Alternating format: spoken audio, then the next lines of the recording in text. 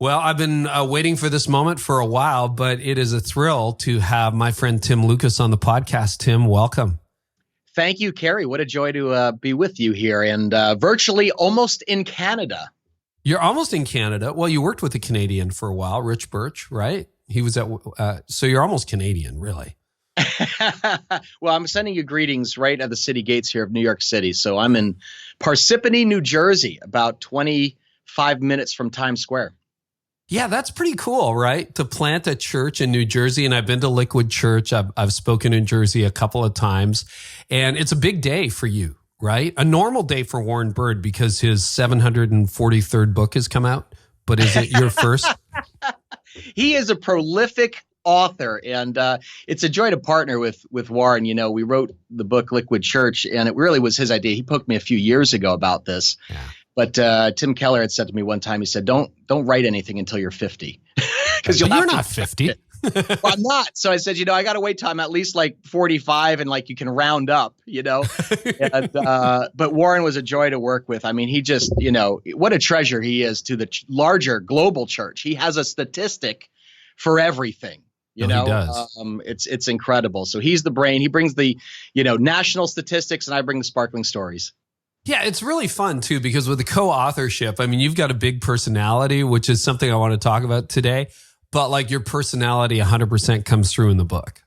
Oh, I'm so glad. Yeah, we want to kind of capture the spirit, of our church, where we always like to say, one of our core values is church is fun. So I always like to say we put the fun back in fundamentalism. That's great. We've spoken at events together. We've hung out with mutual friends, all that kind of stuff. One of the things I love about you is you're uniquely you. I don't ever get a sense from you that you're trying to imitate somebody else or be somebody else. It's totally Jersey too, which is unique, right? Like there's not a whole lot of giant churches in New Jersey, let alone thriving church plants in Jersey. Tell me about your childhood, where you grew up, what it was like growing up. And I want to see what kind of formed the Tim that we know today. Well, I think most people, when they hear New Jersey, right, they think of Snooki and The Sopranos, right? It's kind of like the Jersey Shore. It's a little bit of the, when we're at these conferences or speaking, somebody say New Jersey, what good can come from New Jersey? It's kind of like the Nazareth diss, of Jesus. Right. 100%. But it formed me in a very powerful way. I grew up in a very small, conservative Bible church, about 120 people, same people. And it was very much that kind of, fill in the blank, robust theology, but every passage has 3 points and it always spells something, Yeah. And so by the time I was 14, I'm very grateful, for the, great scriptural teaching it gave me, but I was like ready to check out. I basically dropped out of church. And I would actually develop, if you can imagine this, migraines on Saturday night. It was like a psychosomatic because I knew church was coming. Well, pastors do that, but you're talking about you're not even a pastor and you're getting migraines? 14, 15 years old. Because I knew, okay, we're going to the service. Then there's going to be Sunday school. Then there's going to be the after thing. Then we're going to come back for Sunday night. And we're going through Leviticus verse by verse for the last 9 years, And it was just, 14 years old, and that's just not where I was. And so then when I went to Wheaton College out in Chicago, where Warren also went, different years, and I met my wife, I kind of dropped out of, regular church going. I was kind of the over-churched guy, if you can imagine. But Wheaton's like a theological college, so you didn't lose your faith? Or No. I didn't have a fall away from faith, but it was interesting. I think a lot of people assumed, oh, well, of course you went to Wheaton, so of course you're always going to be a pastor. I was actually an English major with a minor concentration in film studies. So my background is in storytelling and journalism. I was a journalism teaching assistant there. So I actually thought I would end up either in film or maybe, magazine industry and media in some way. And but that kind of leads into how we accidentally planted the church. Oh, that's cool. So your parents had that kind of like when you were 14 years old, were you thinking one day I'm going to turn this thing upside down, or you're just like, please don't make me go? I was saying, please don't make me go. But then I'll tell you a funny story because I look back now and I'm sure you had this. You didn't know exactly where the Lord was leading you, but you had these kind of flashpoint moments that you look back and you say, oh, okay, that was the Lord preparing me. I remember having a summer job mowing the baseball fields in our town, during the summer. And so what would happen is, on Monday morning, get out there on a tractor, basically, shirt off. And if you can imagine, remember the old school, iPhones with the string and everything, and you have it in your ears and everything. Oh, yeah. And I would be driving out around, imagine going in circles on a baseball diamond in the outfield. And basically, I would take the Sunday service that I thought this sermon was terrible. There's a terrible acrostic. The introduction was so boring. He didn't land the ending. There's no practical application. And I would re-preach it as a teenager on Mondays when I was mowing the lawns. No way. In our town. Seriously? So if people, I can only imagine now, but if people, so like I would retell it. I'd be like, okay, so he's, I'd see what the point he's trying to make. Okay, I would open up with this joke, and I would tell this joke to myself. I'm the only person in the outfield on this tractor. And if someone was walking by, or driving by, they see this nut out in the field making these wild motions with his hands, ha ha ha ha, laughing at my own jokes, And I'm like, that is so funny. I didn't know it then, but that was kind of how, like, you had David in the sheep pens. That was kind of the word's formation, when I was a teenager. Oh, that's so interesting, because that probably is the genesis of a calling for you. So you go and study journalism, and what happens? So I loved Wheaton. I mean, the best thing there, obviously, it's, pretty rigorous academically, very spiritually rich. But what had happened is that church that I grew up in, I lovingly refer to as the Frozen Chosen. Maybe some of your listeners can. Well, I used to be part of a denomination that has that reputation, but we digress. Not name calling. I say that affectionately. Again, this is my family. So do I. Grateful to them. But it truly was like, in the service, there was no emotion. Nobody dared laugh. Nobody could really raise their hands during worship. There's like a force field at our belt. Like, you couldn't, you want to raise a hand, but you can't, kind of thing. And, it was extremely, classic modernist kind of service, exactly 72 minutes. We're singing. Here's the, first, third, and fifth verse. What's wrong with first, second, and fourth? It was always the same ones. And I would actually go through I would call it the scorecard, right? Like the program checking off. Scorecard. And there'd be fill in the blank notes. And by the age of 14, I could fill in those blanks before the sermon was like preached, because like you kind of heard it all, right? And so my parents would pay me $1 if I could fill in the blanks.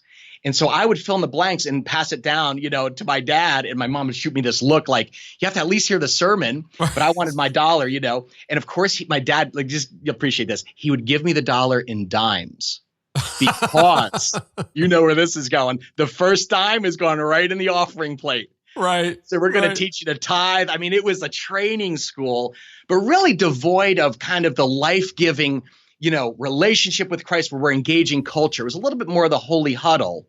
And the philosophy was, kind of put up the drawbridge because we're kind of the saved folks, and everyone else is going up kind of hell in a handbasket, but maybe they'll find Jesus someday and then they can join our club. Fast forward to Wheaton, I meet my wife, Colleen, freshman year writing class. And if I grew up Frozen Chosen, she grew up Happy Clappy, Pentecostal storefront church in the Bronx, Uh-huh. And I remember, man, seeing her in freshman writing class. Now, Wheaton's by Chicago. It's in the Midwest, so everyone's kind of preppy. But we're from New Jersey. I'm like a Guido, but I got big hair. Okay. Yeah, you do have big hair. That big hair preacher handle that you had all those years ago, right? Well, so did she. So I walk into freshman writing class, and I see this, big blonde aquanetted bouffant sitting in the first row. And I was like, home, there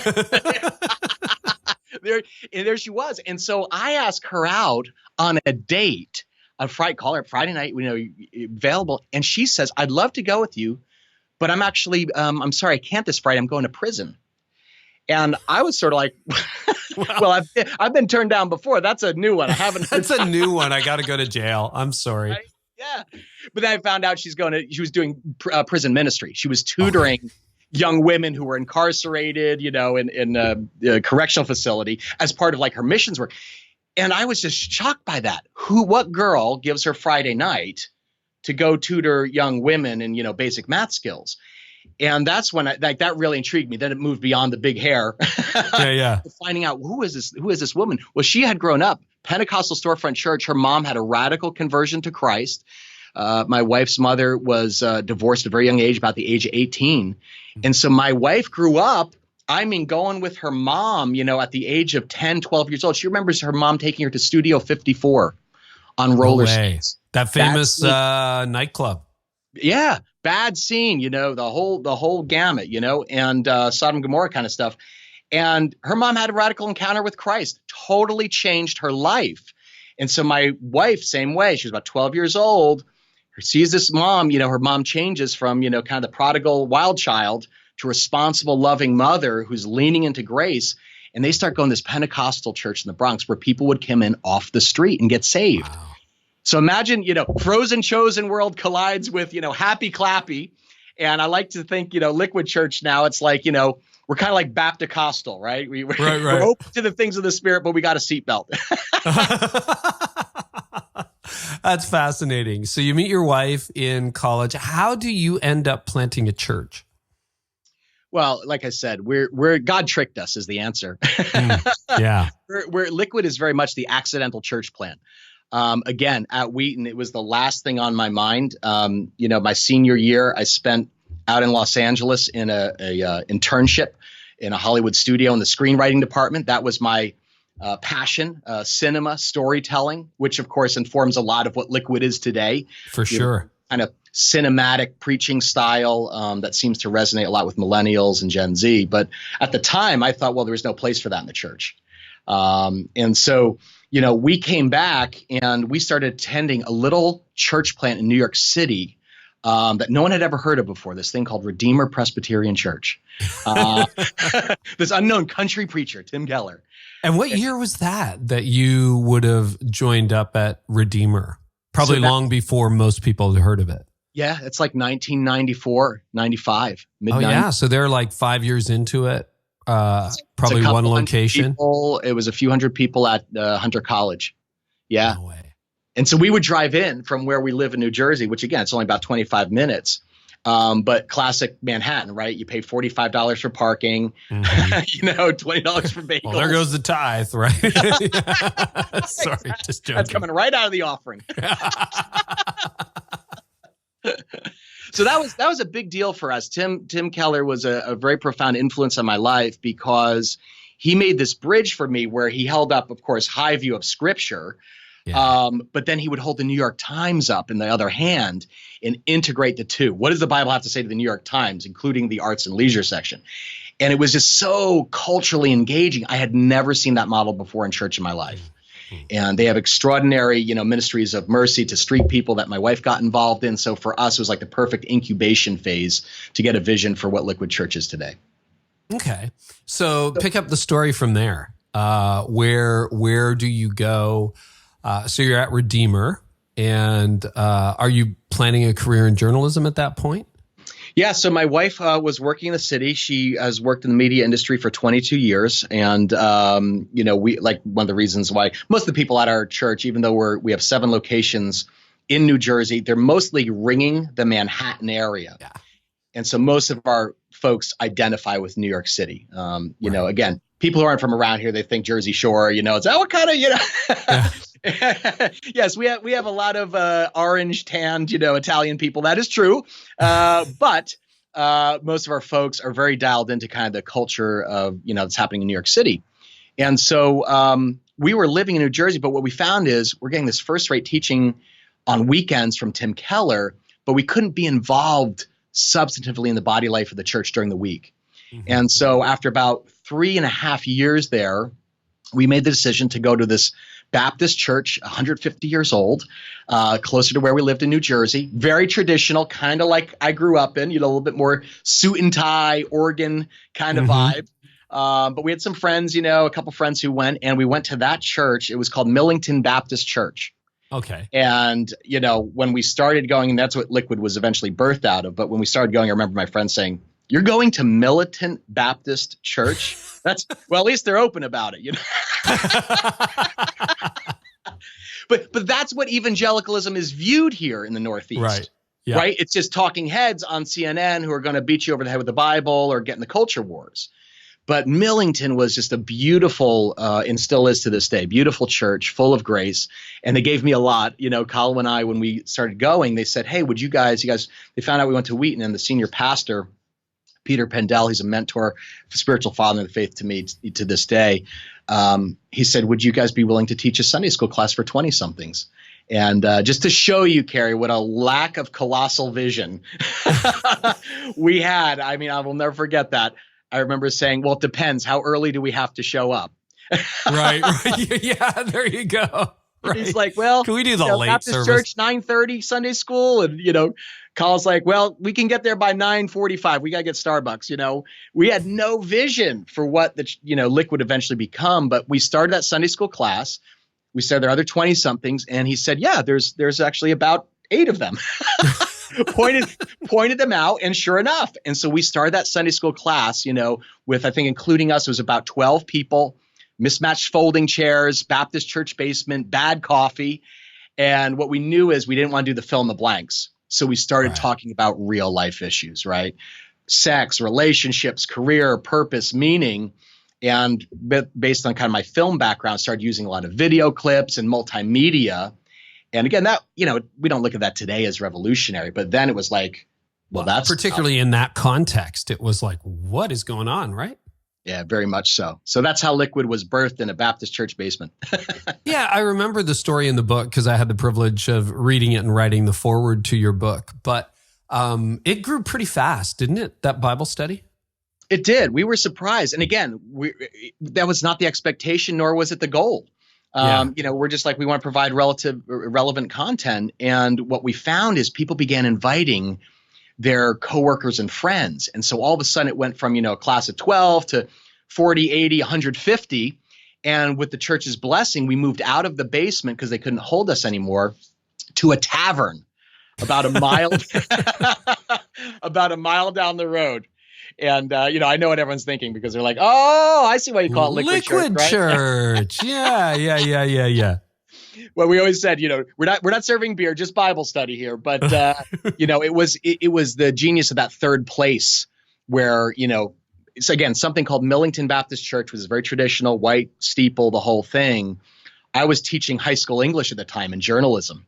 And so my coworkers, I just knew there was no way I was going to invite them into that kind of, very traditional environment. They're just not coming to that. But when we moved to the tavern and began calling it Liquid, again, based on Jesus talking about the living water, we're like, church should be refreshing. That's why we called it Liquid. Let's clarify that. Okay. Well, be honest, right? People hear the name Liquid, they assume it's a cult or a drinking fraternity, right? But, at that time, we were very influenced by, Jesus reaching out at the well to the Samaritan woman saying, I have living water here, and it's not dry, dusty religion. So people started inviting their non-Christian friends and coworkers, and that's really where it blew up at the tavern. 150, 200, 300 people. We moved back into the traditional church and start services at night, and that's where it just went on a rocket ship ride to where we are today. Really? Okay. And so when did you start? What was the year that you started leading the Bible study? So it was right after 9/11. Again, really? Early 2000s. Everything here, in New York City is kind of marked around, where were you, in 2001? And I remember the first services, the actual, because up to that point, what did we call it? It wasn't a Sunday school class, it was an outreach. What is this thing? We just say, it's Liquid, come and see, right? And I joined their staff in 2001, and our first services were 2 weeks after 9/11. And, that was a time of, it felt almost like revival. There was a sobriety to people, this chastening that happened, and people were more open and receptive to the gospel than we've ever seen them. Yeah. I mean, I'm far away from New York City, about 12-hour drive, but I still remember preaching that weekend after 9/11. And it was completely different. Yeah. People who were never in church were in church, and people were open and asking questions and the whole deal. So then you launch it as an official church independently in 2007. So we incubated there really for 6 years. And again, I give all the credit to the church fathers and mothers at Millington Baptist Church.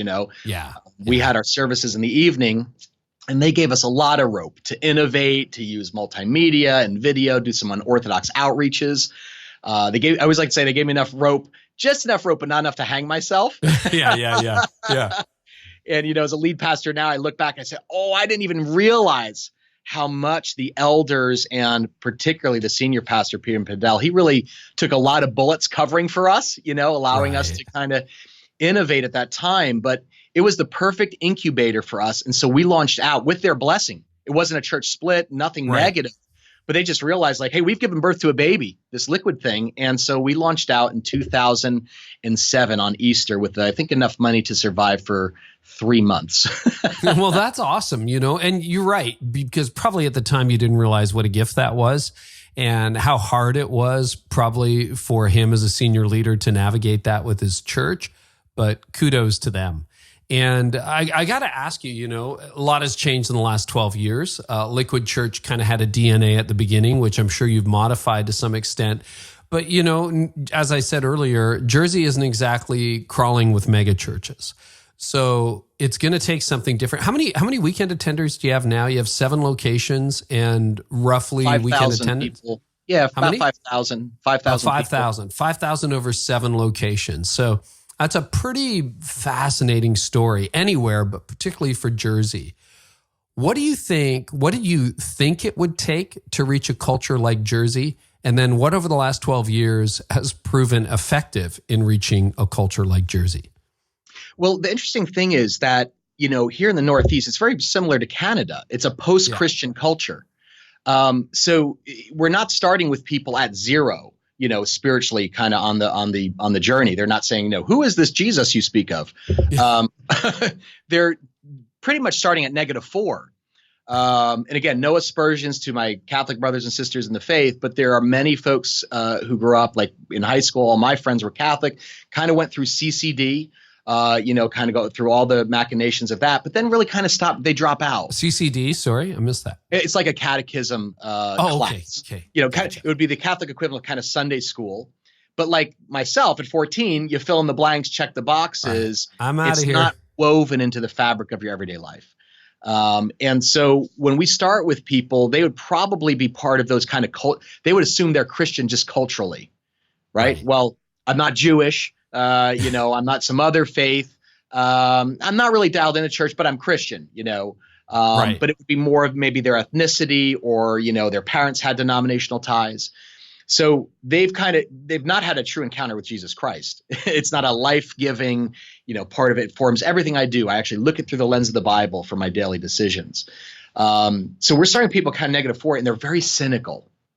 I think part of the heritage here is you had a lot of the great awakenings actually beginning in the Northeast, but those revival wells are kind of clogged up now. And it's like, this is the burn over region. But again, I grew up here. And so I'm like, people are like, planning a church in New Jersey, the Northeast, that's a graveyard for churches. But I'm like, hey man, we're people of the resurrection. You want to see a resurrection, you go to the graveyard. Yeah. And so we have seen like a bit of I don't want to say revival, but I mean, we're seeing the Holy Spirit do something now in New York City, in New Jersey, in Connecticut, these traditionally, very sterile kind of burnt over regions. The Holy Spirit's just doing a new work. And so I think part of what we have, or at least the Spirit, and this is what I talk about in the book, I think the Holy Spirit's flowing in a fresh way, not through our proclamation, just on Sunday morning, what we traditionally think of as proclaiming the gospel, but our demonstration of it. So we lead the way. The tip of our evangelism spear is compassionate cause. It's all about serving special needs children, bring clean water to kids in Rwanda. That's the public face of our church. And we have found that cuts through a lot of clutter and cynicism that Northeast people have about, quote, organized religion. Right. You know what we're going to do? We're going to take a quick break, and Toby will need to make the edit in the video. Just turn down the volume that you hear me on just a tiny bit, probably just 2 taps. We're getting a tiny little bit of feedback. Can you still hear me? How's that, Carey? Yeah, is that any better? Should be good. That should be good. Okay. Sure. Was that compassion part of like you started that way, you launched that way, Tim? Yeah, I credit my wife.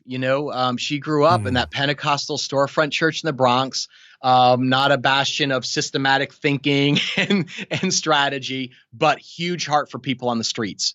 I remember coming back with her for Thanksgiving break, and she said, "Why don't you come to my church?" Now here I am, right, frozen chosen, guy who checks off the order of service. Right. I walk in there and, there's a guy up front with a tambourine and this lady's got a horn. And this is back in the day when, the worship leader had like overheads. You remember that? Oh, yeah. That was great. And, getting someone who could really do the overheads well, that was an art. You had the guy who couldn't keep up or it was crooked or didn't change the sheet fast enough. Do you remember that back in the day? Yes. That was like, you needed skills, man. I can vividly remember a guy with acoustic guitars, the worship leader. He's got the acoustic guitar, and then he's got a box full of the overheads. And he puts it on, and he sings through the first two lines. And then I see him shake his head, and he goes, "Oh, no, not that one, Spirit." And he takes it off, and he puts another one on. So he's running it himself. And I said to Carl, I said, what is? And she says, "Oh, we call that being led by the Spirit." And I was like, "Well, I call that unprepared." They didn't have a good service programming meeting, clearly, because this is chaos. And, the pastor gave sort of a rambling homily, very anecdotal, not exegetically correct. And so I'm just sitting there with my nose up, sniff, sniff, and he got, and now he's going to give the invitation. I'm kind of sitting there, cynical New Jersey guy myself, who's going to respond to this? Well, all of a sudden, people start streaming down the aisles, including one was a dealer, one was actually a drug user out on the streets who had wandered into the church during the service, give their lives to Christ weeping. And then he says, "We're going to have a spontaneous baptism service." And I had never seen anything like it in my life, Carey. I came from a very programmed, to the minute, kind of structure of church. And here, this was not structurally sound, and yet people give their lives to Christ. And my wife's mom is like, "Well, let's bring them home for lunch." It felt like I saw the New Testament, like Acts was really happening. Wow. And it ruined me because I said, maybe all that stuff in the gospel that at 14 years old, I got headaches because it was a head knowledge of the gospel. Yeah. Experientially could happen today. And so at Liquid, that's really our posture in the community. We're like, we have to go out, leave our seats and get out into the streets to serve and demonstrate the gospel before we can earn a hearing for it. You mentioned cynicism, and I'm glad you mentioned it because certainly Tim Keller talks about it in New York City. Very, very cynical group of people he's trying to minister to. And then you had the same culture in Jersey. Is that right? You would describe Jersey as being largely cynical culturally? Yeah, again, I think you get that oftentimes around, major metropolises like that. Yeah. It's the same way, Pacific Northwest would probably be very similar. But again, People's City, there's cynicism everywhere, particularly now with how partisan and politicized everything has gotten. So it has hardened, and you have to go. So for us, we don't assume a dominant posture that like anyone's even going to care what we're talking about or know the fundamentals of who Jesus is. And we're like, we have to actually demonstrate that in a way that is counterculture. Yeah, and that was my question. Like, what were the things either at the beginning or since then that you have done that you're like, you know what? Let's combat the cynicism by doing X. Obviously, it seems like the compassion things you're doing because you love Jesus and it's scriptural. But does that help overcome cynicism as well? Yeah. So I remember in the first, year of our church, and again, we were paycheck to paycheck, just trying to survive. Could we do another Sunday? We had this idea, just as real conviction that we have to do something for the immigrant folks who are, landing on our doorsteps here. We were in kind of a poorer section of the city.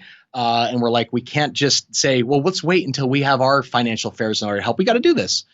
And so we had an idea for an outreach we end up calling a free market. Now, everybody knows what a flea market is, right? You bring your junk. you bring your junk, you try to get top dollar for it. But we said, you know what? What if we had a free market where it's the opposite? People bring their best and we give it away for free. Oh, wow. But we give it to the low income families. And so we reached out to all of the, social service agencies, say, hey, who are the top, 100, we don't have to know their names, but the top 150 families who really need a hand. And it was incredible because our people, they caught the vision for it. And so they brought in, they didn't just bring in junk. Some of them bought in brand new baby cribs and strollers and had their, ski jackets cleaned because some of the immigrant people didn't have warm jackets for the Northeast winter. And basically lovingly packaged these things and had this giant, it was this premium kind of almost like shopping experience. And the only catch was everything was for free. And so that's the kind of thing that doesn't just catch the attention of the community. It catches where we are.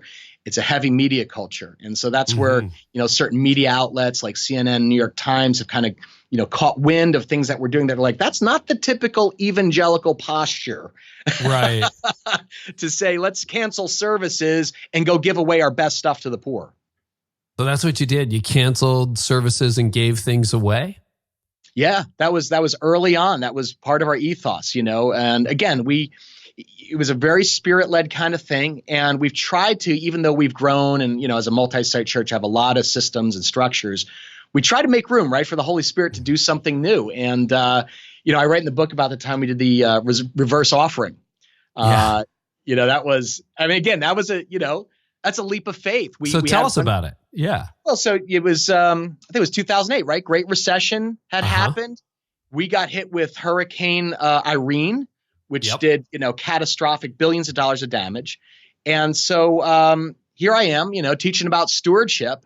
And I'm looking at the Matthew 25 passage, about, where the king goes away and basically gives, hey, 3 servants, 5 bags of silver, 2 bags of silver, 1 bag of silver. And so I said to our executive pastor, hey, what if we gave away the offering? He's like, what? I was like, just listen. We're not giving away silver, but fill envelopes with 50s and 20s and 10s.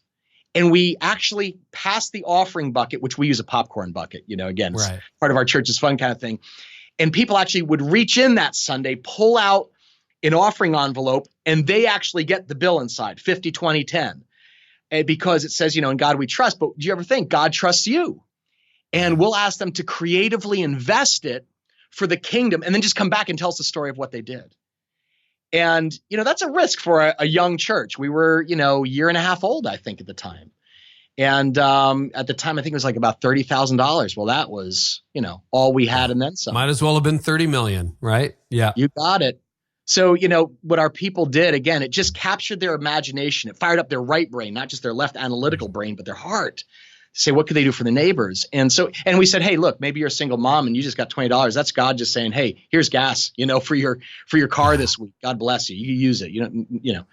But we also had other people. We had these 2 women who, the Cake Boss. Oh yeah.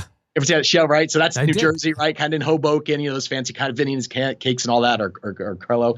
And so we had these 2 women who do the same thing. And so they had a 50, I think, and a 20, and they buy ingredients and make this incredible designer cake that they put on Facebook and say, this is what God gave us, the $70. We made this incredible cake. We're auctioning it off right now. And they ended up earning, I think it was like $400, $500 that they gave to a battered women's shelter. Wow. So it was like, we're going to put the power in the hands of God's people and see him multiply it through them. So it was just, even though we've grown in size and structure, we're always trying to push down on it and keep it grassroots feeling, because that's really who we are, kind of that guerrilla from the ground up, make room for the Holy Spirit, and God does something better than we all could have.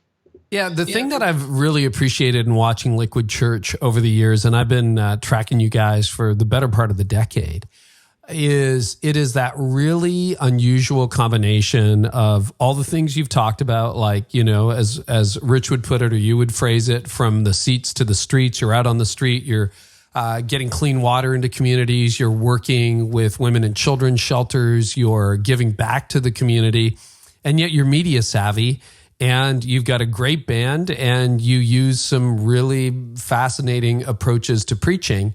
I want to talk to you about the media exposure you've gotten. So what outlets have covered what you've done? And then how have you made those connections, and how has the publicity been for you? Sorry, that was a big question, but yeah, that was like, oh, that's 3 parts. Anyway, talk about the media exposure you guys have had. Who's covered you so far?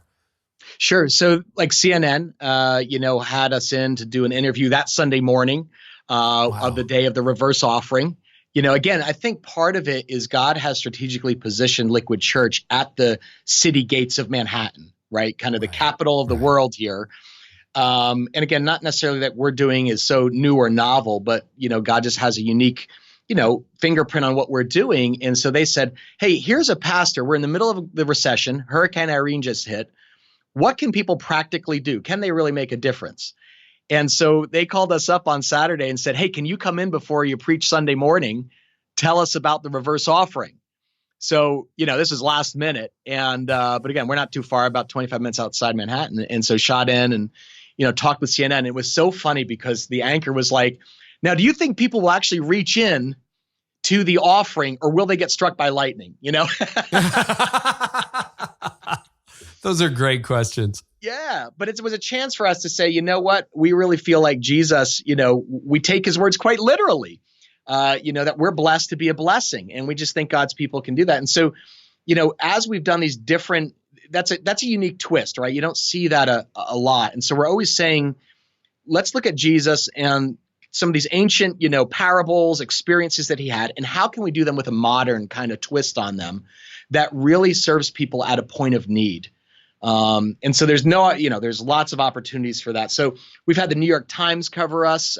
We went down to Asbury Park, which has the largest LGBTQ festival on the East Coast every year. And this was when we were still at Millington Baptist. So if you can imagine, we said, okay, so Baptist Church is going to a gay pride parade.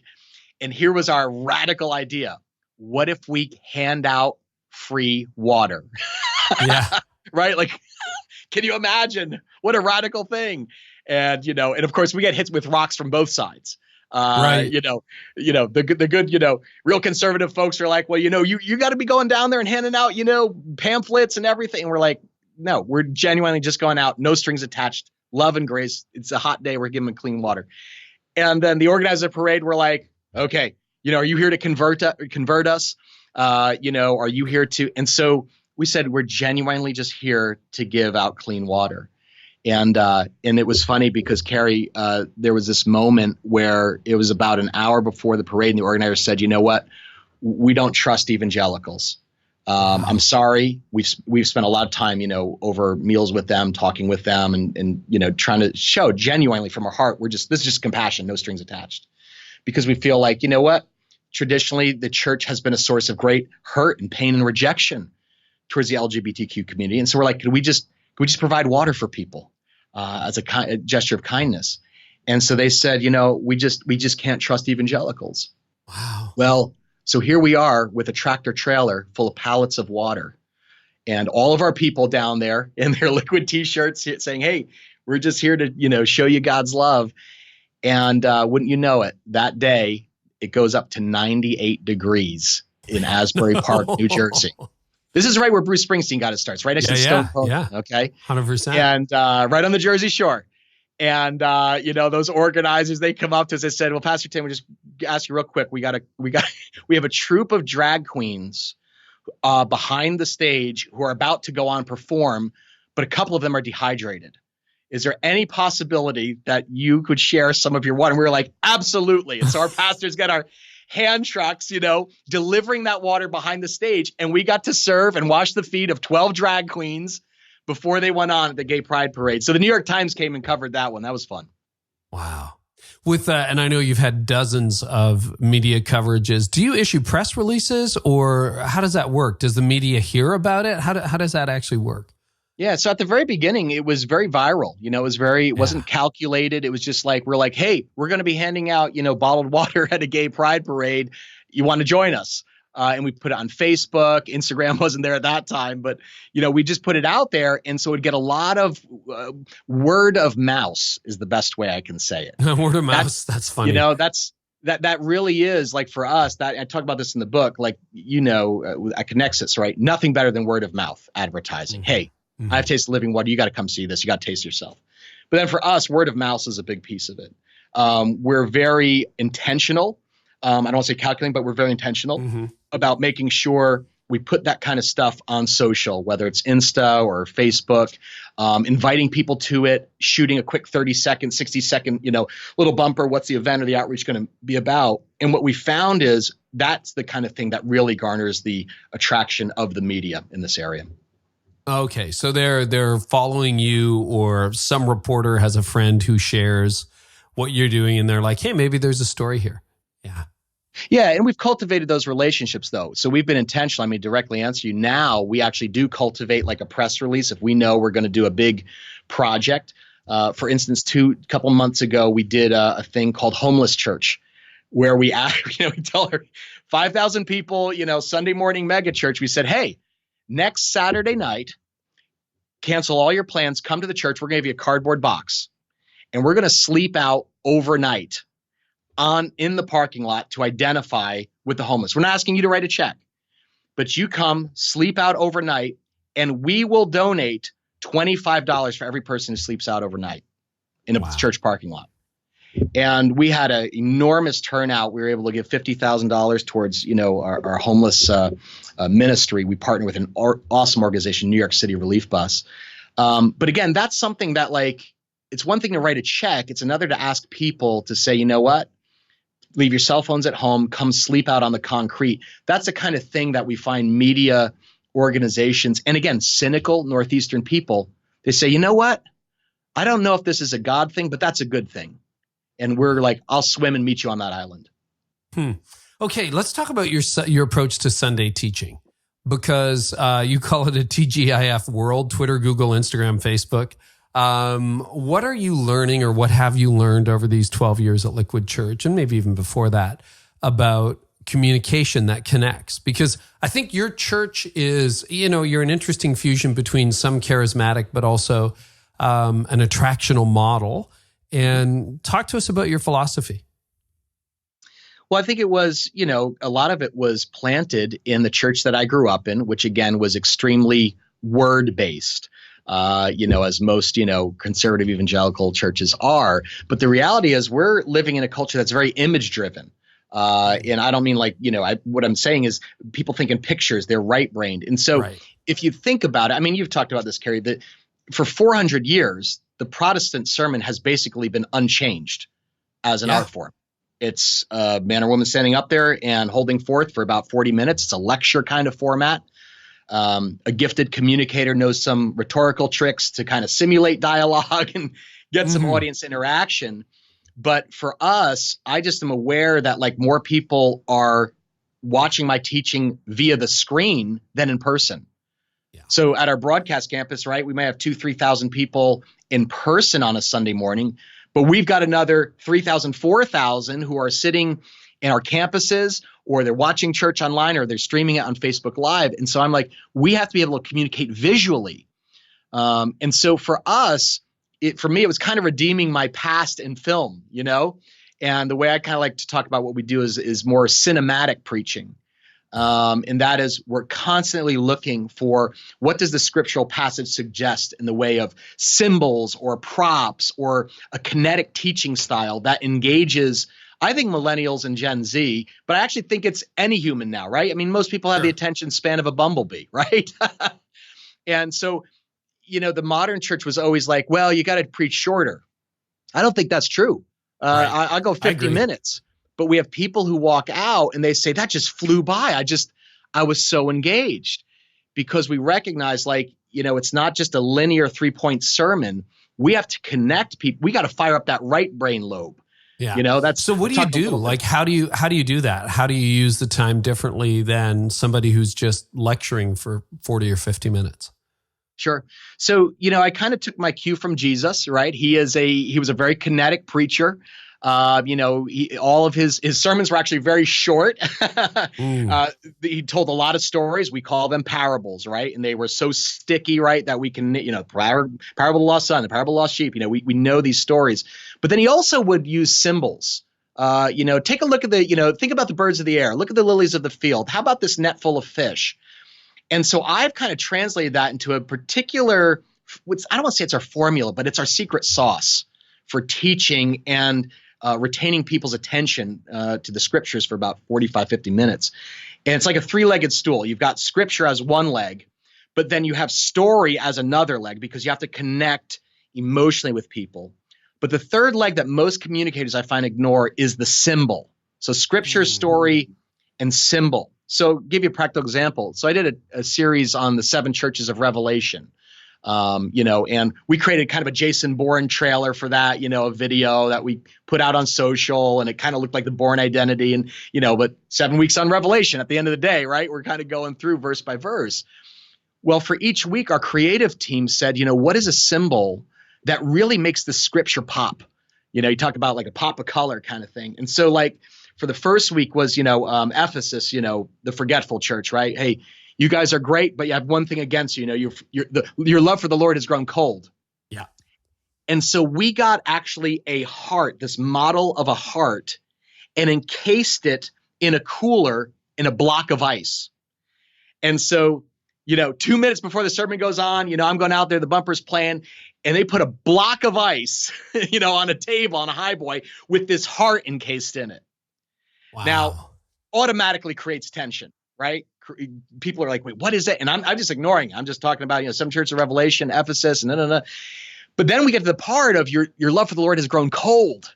You ever have that happen? We start going through the motions, and man, that original fire I felt. Now, as I'm preaching, the block of ice is melting, this heart is there. And then, of course, I pull out an ice pick. What do?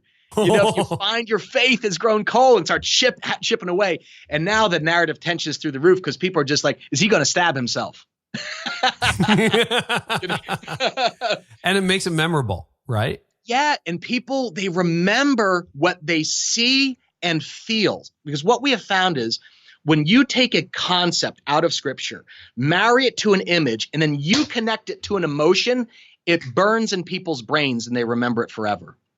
So do you do that every week? Or I know a lot of people would say, well, we'll do something that visual, once a series or once a quarter or something. Or do you think it's something that people should do on almost every time you communicate?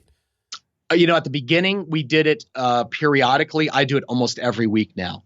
It is truly part of our secret sauce. We've found that God just kind of put his hand of blessing on it because it's so sticky that if people watch, think of someone scrolling through their Insta feed and they see a guy chopping away at a heart in a block of ice, but the sound's off, right? Automatically. Mm-hmm. They're not going to read but I'm going to watch that because it's a visual medium.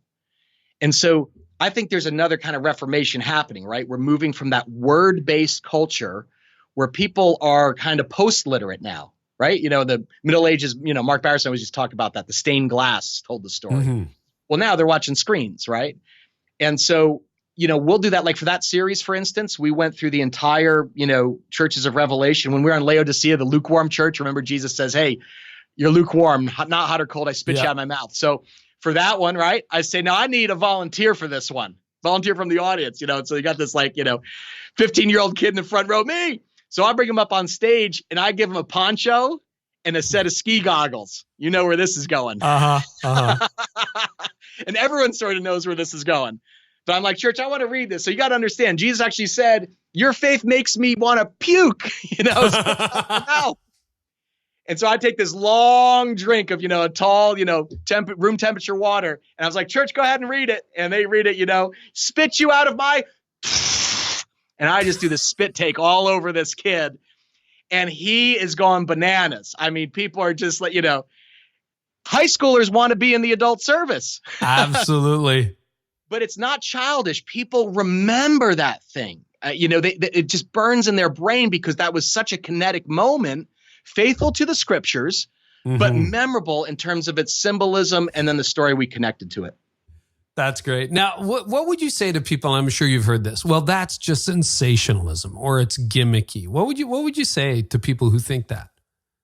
I would say go look at the Old Testament prophets. Right? I mean, it was Jeremiah laying down in the middle of the road with a beam on his back, The scriptures are so rich. We're the ones who've really neutered them. Jesus was extraordinarily vivid and compelling in his analogies. And we're the ones who, again, kind of, it's more of that modernist kind of, mindset that's like, well, we just need to make sure there's, 4 points and it spells something. And that's how people will We've remember. reduced it to a proposition or an idea rather than anything else. Yeah. Well, you were really helpful to me, Carey. I remember you said, you were talking about what's the difference between teaching and preaching. Yeah. And you had said, I think I quote this in the book, you had said, Teaching is when you listen to a speaker and you say, you know what? That's a good point. He's right. Yeah. In other words, you give intellectual assent. You're like, that's a good communicator. And that is a true thing. And yeah, thank you for that tip. I really appreciate it. Yeah. And whereas preaching is where somebody says, wow, he's right. I need to change. Yeah. Yeah. And I don't know if you're seeing this, but we're seeing a shift, a migration from just that kind of, hey, we're all about practical teaching. No doubt. We walk away with action steps every single week. But I'm seeing a migration from that just kind of propositional teaching to more of that high impact preaching that really changes lives.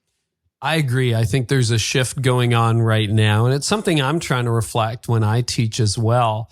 And I wonder if it's just the emergence of that post-Christian culture is becoming more and more dominant. It's not really so much about convincing the already convinced about what's right. It's about reaching people who aren't, and even convicting Christians who've kind of, the seven churches of Revelation are a good example, who've kind of lost their way.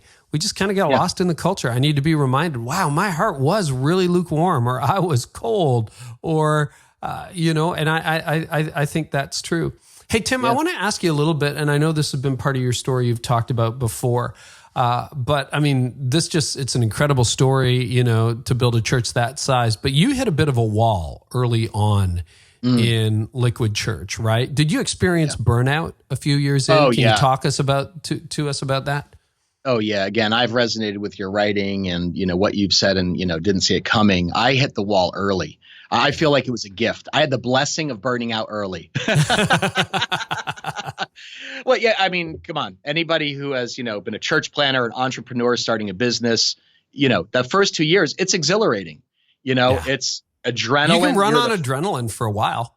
You really can. Long time. But in church world, we'll just call it the Holy Spirit. And right. Even though it's really Red Bull, and ignoring my family. It wasn't a dramatic thing, Carey, but as Liquid grew rapidly in the first couple years, again, we launched with 300 volunteers. First Sunday, right? 1,000 people show up. We're like, oh, praise God. And then all of a sudden, I just grew it back down to 350. 100%. And then the long slog begins, And so I had 2 kids who were under the age of 5 at the time. And I have a super high capacity wife. She's just tremendous. She runs her own business and she's super supportive. But we had, hands full starting in the church. And so she said, you know what, 6 months, I get it. We got to survive at least till Christmas. And I kind of kicked the can down the road because she was like, kind of need you to engage at home a little bit more. And so I said, oh, sure, absolutely. Once Christmas, is over. Well, people come to Christmas. And then we say, well, we got to start small groups in January. Okay. Once we're past the small groups, well, it's our first, Easter. We got to, the first services. Are we going to do Good Friday services? And I just kept kicking the can down the road. And so my wife was very, very, Colleen, again, she's just extremely gracious. She's my biggest teacher. There's no doubt, my biggest sanctifying agent like Tony is in your life. But I remember there was one dinner where she said, sweetheart, she goes, it's not just that you're totally engaged when you're there at work. When you're here at home, you're not here.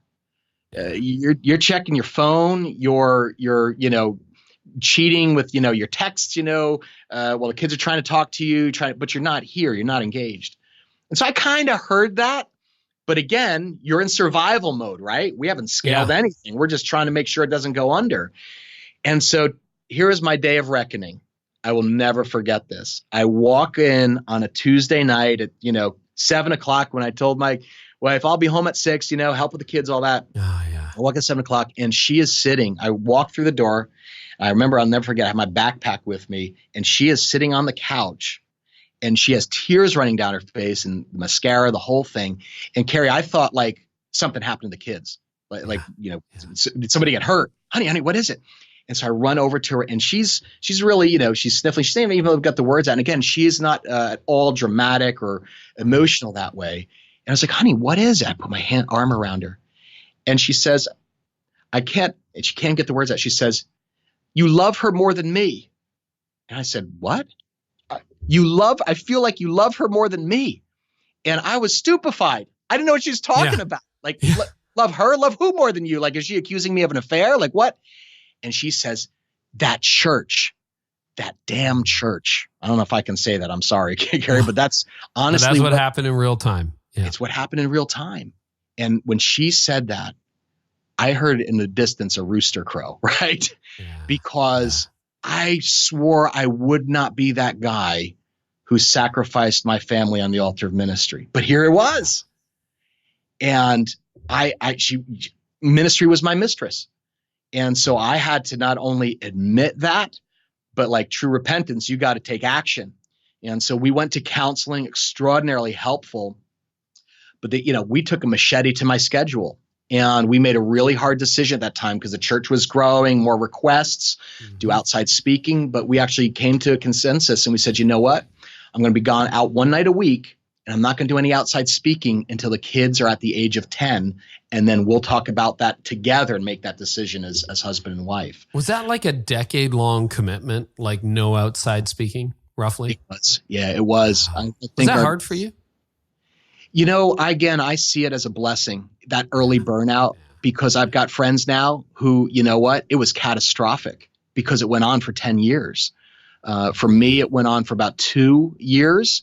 And the Lord, in his, sovereign, a severe mercy, but he kind of intercepted it with my wife being, you are that man. There was a Nathan moment. Yeah.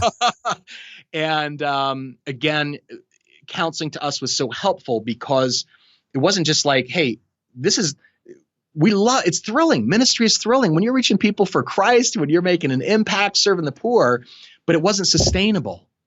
Yeah. And so I was like, you remember that movie, Ferris Bueller's Day Off? Oh yeah. You may be one of the classics, right? It's on TV. I was watching. I remember there's that character Cameron, and his father has this red sports car. Yep. That, he loves, and there's this moment at the end where Cameron gets so angry and he's trying to put the odometer back so the car's going, the wheels are spinning backwards, and he starts kicking it. And he says, you love her more than me, almost the exact words that my wife said. It was about his dad who was absent from his life and that he loved the sports car. And I just had this image of like, you know what? We could win the world here. 5,000 people, 10,000 people. We can make an inroads here in a graveyard, in the Northeast. And if my son ends up at 15 years old, where I was, I got headaches on Saturday night, and my parents dragged me to that church, and he's standing there behind the church, kicking the side of it, saying, you love her more than me, I will have failed. Wow. So that was a sobering moment. I do feel like the Lord, let me have that taste of burnout and the wreckage that could have come if I was still in that obsessive ministry disorder pattern that I think just comes very easily to, 3 types on the Enneagram. Yeah. Is that you? You're 3? Yeah. 100%. So one of the questions, we've interacted numerous times at different seasons, Tim, and I sense you have a lot of energy. I mean, what we're hearing on this podcast, that's sort of just you. And I've come back on the other side of burnout with a lot more energy and passion, probably than I had pre-burnout. What have been some rhythms, patterns, and disciplines that have really, because Liquid has grown. You're in 7 locations now. You've done building projects. The whole deal. You've got a large staff. You've got lots of responsibilities and pressure. So what have been some of the rhythms, disciplines, and patterns that have kept you fresh for this long? Sabbath keeping is at the top of the list. I had not grown up with a good theology of the Sabbath. I knew what it was on a theology test, Should rest every 7 days theoretically, but man, I got energy. And so what happened is, again, in the wake of even that burnout, that was we took a machete to my schedule, put those guardrails on, my time around my leadership. But then we also said, you know what, we have to have a legitimate Sabbath.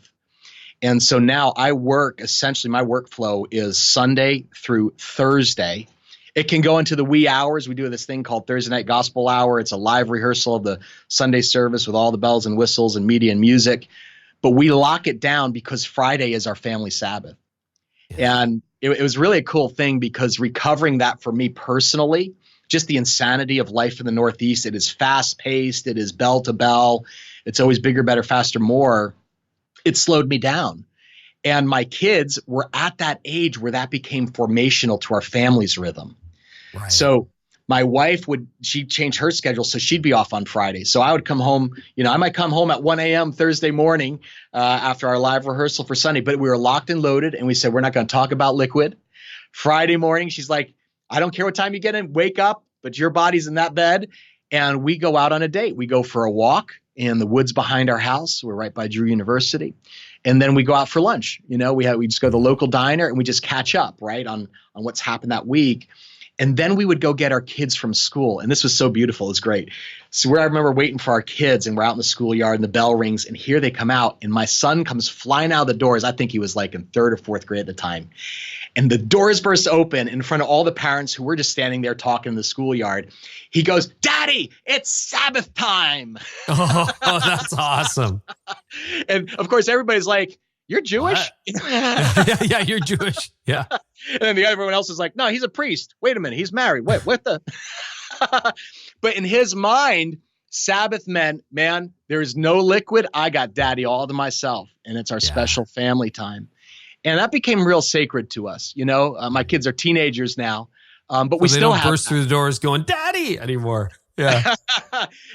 They do, but they don't say Sabbath time. They act a lot more cool about it, but they'll actually text me, at 2:45, "Hey, can we go fishing? Can we go, Yeah. And so that's become very life-giving, Carey, because you can't, there's that, you can do it all. Well, you can do it all, but you have to prioritize in a sense and realize there's seasons. So I was really liberating. I remember Andy Stanley saying that. This was helpful to me, where he said, it's not a no forever, it's a no for now.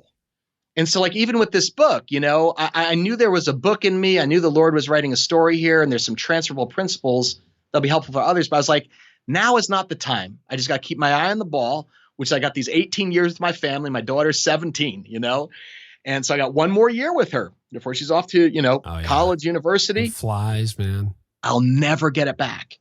So yeah, there were some things that I would have liked to see happen sooner. But again, I look at it, it's much more healthy to allow God to set the timetable.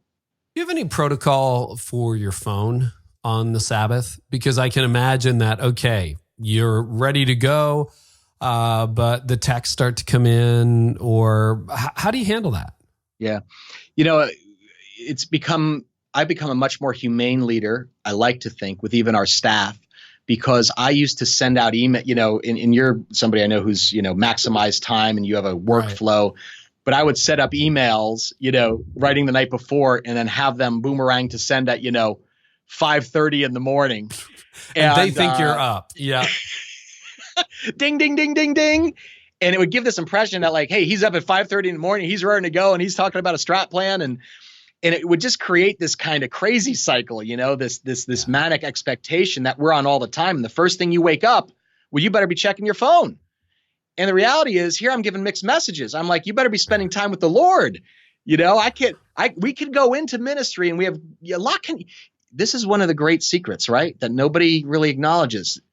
We can accomplish a lot in our human strength and energy. Like, it's amazing what the Lord has gifted men and women with leadership gifts to do.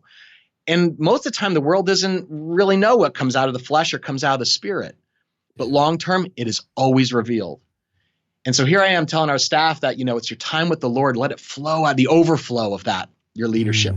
And then I'm hitting them, with requests and emails at 5:30 in the morning, or shooting them a text at, 10 o'clock at night. So we do have those guardrails around it. It's really during working hours. Now, of course, there's exceptions and things, but nowadays it's way more the exception than it is the rule. So because you lead that way and everyone kind of knows it's your Sabbath, is it a common day off, like a Liquid office is closed on a Friday, or how do you work that? Yeah, so we have a central staff, and then we have our campus staff. So the campus staff would have a very similar workflow, would go Sunday through Thursday, with Friday off, but then we'll have our central people who are Monday through Friday. So those might be, it could be finance, small groups, HR, that sort of stuff. But I have to say this, one of the commitments we're making right now is we come around all the time. People are like, man, you got to have a Saturday night service. And we've just drawn a line, not judging anybody else who does, but just for us. We said, you know what? We're not going to be a 7-day-a-week organization. Like, as a church, organizationally, we are going to be a 6-day-a-week, and we're going to have a 7th day of rest.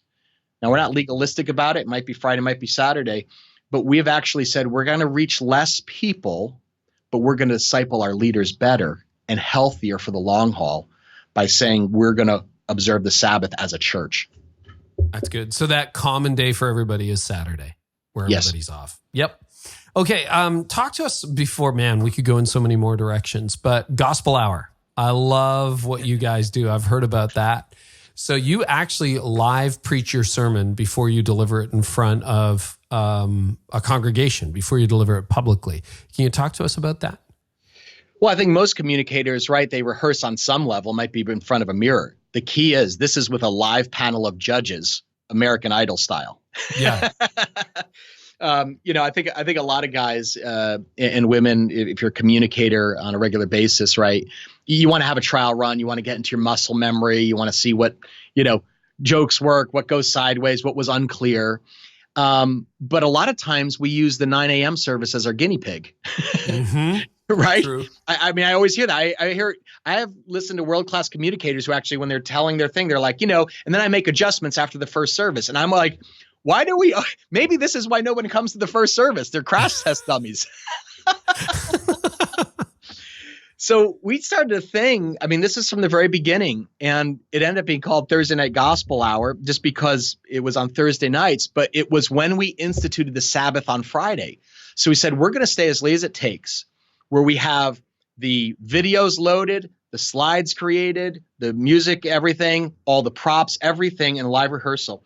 But the key was, and to this day, we have a table of 4 or 5, I use the word judges, but it really is a mix of staff members, different ages, different ethnicities, and trusted congregants sit behind a table with a manuscript of my entire message. And then I preach it live from start to finish.